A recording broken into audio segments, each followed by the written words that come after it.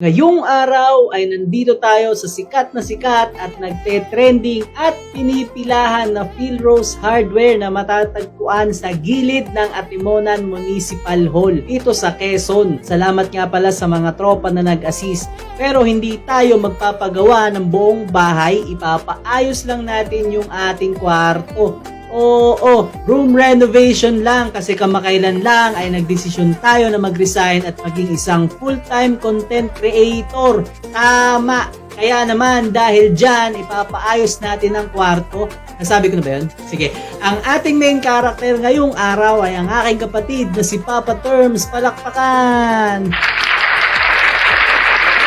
Kung meron kayong Kuya Germs, meron naman kaming Papa Terms. Opo. Pero seryoso mga kabless, sa mga kakilala ko o mga taga rito sa Quezon na nais magpagawa ng dekalidad, elegante at murang kisame at iba pa, i-chat nyo lang si Papa Terms or ako. All around po yan mga kabless. At i-follow nyo na rin pala guys ang kanyang Facebook page. Balik tayo sa ating kwarto. Syempre, hindi niya magagawa ng mag-isa. Kailangan niya ng pogi at matabang vlogger dito sa Timona na si Gary Man. Alali lang talaga ako mga kabless. Pero hindi lahat si Uto lang gumawa. Makakasama din natin dito ang aming legendary Pokemon na si Papa Dick.